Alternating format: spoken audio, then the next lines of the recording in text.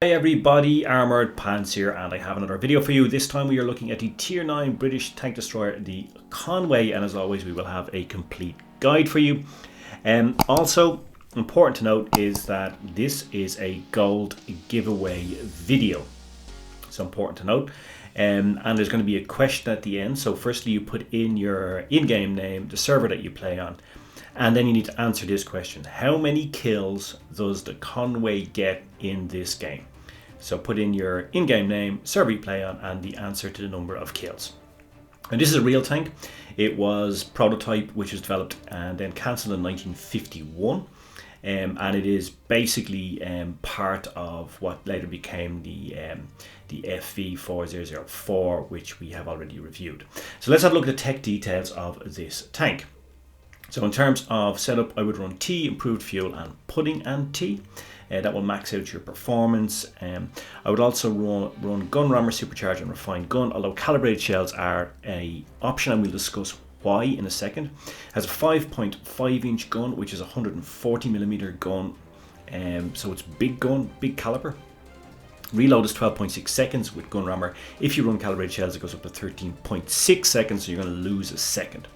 Pen is 260, 270mm if you run calibrated shells, and your second round type is HESH, which is why it has lower pen but does more damage, which we'll look at in a second. If you run calibrated shells, that goes up to 273, 220 and 77mm of pen respectively. Your damage is 600, 670 and 770 with AP, HESH and HE respectively. And that's why you may want to run, consider running calibrated shells. Muzzle velocity is only 1105 meters per second. For all shell types, it's very low. I mean, some tier 5 tanks have muzzle velocity higher than that. Gun index is 10, so it's also low, and obviously that muzzle velocity is playing into that. It's very low for tier 9. I mean, some tier 6 TDs have a better gun handling index than this, so just be aware of that too.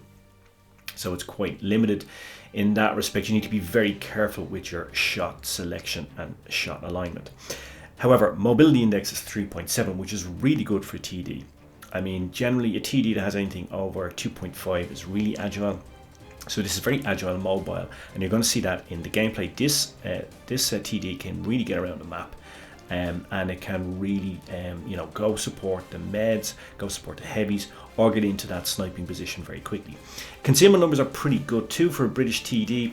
At a view range of 316 meters, a tank will spot you up at 224 if you're not moving, 262 if you fire when still, and your own view range is only 264 if you run camo net, which you should of course, and 283 is your worst, and that is what you're when you get spotted if you're firing and moving.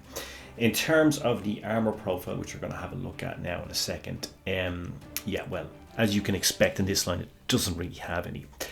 What it does have though is this spaced armor on the sides, and this is quite important because this tank doesn't have any armor. You're going to get spammed with HE. And you can see here, if you look at the gun mantlet, which by the way gives you gun depression of 10 degrees, elevation is only 10 degrees too. We're going to discuss that in a second. You're going to get bounces off the gun mantlet, and the gun mantlet is quite a big part of the turret. And when you get spammed HESH and HE at you, if you're on the side, that spaced armor can save you. Otherwise, you're going to get hit for a lot. And because you're tier 9, you're going to be up against the biggest guns in the game. Something like a waffle tractor or a grill, or God forbid, Death Star or a Yagaroo can roll you for anything over 1,000 plus hit points.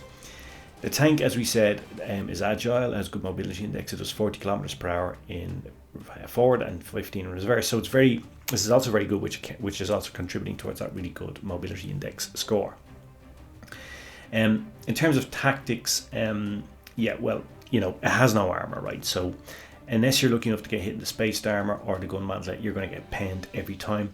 Even the lowest caliber guns in tier 8 can pen you with HE. So what does that mean? Well, basically you need to be very, very careful in this tank. So when you're starting off, I would recommend that you play this tank as a traditional TD. Use those concealment numbers, use the big gun, use the speed to get into those sniping positions, let your lights and medium spot for you, and then farm some damage with that big gun that can do lots of damage and cause a lot of havoc. When you become a bit more experienced, you can use the mobility of the tank, and and when you're a bit more comfortable with the tank, you can certainly use that, and we're going to have a look at that in this game.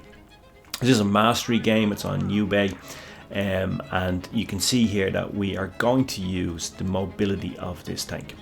Before we get into the nitty gritty and getting confrontation with the Reds, I think it's important to discuss the gun elevation on this tank. It has poor gun alignment, not because the gun depression, which is very good, and you can go hold down in this tank, and you will get some bounces off that mantlet, by the way. You definitely will get some bounces off the mantlet.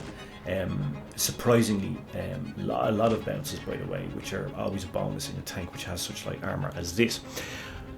However, the gun elevation is a problem. So if you're on a map, let's say for example Canal, where you go to A, which is a very good sniping position for a TD.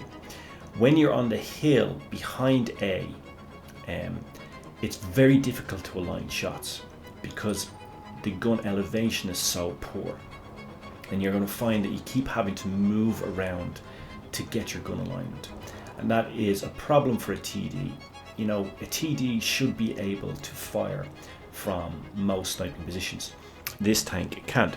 Also, for example, if you're on desert sands and you back up so that you can fire onto C, you also can't go as far back as you would wish on the map, because again, the lack of gun elevation means that you can't get your shots aligned. And you're constantly, what you find is if you're on a hilly position or a position with elevation as a TD, you'll find you oftentimes constantly have to move and adjust in order to make allowances for the poor gun elevation. And of course, every time you move, you blow your camo numbers.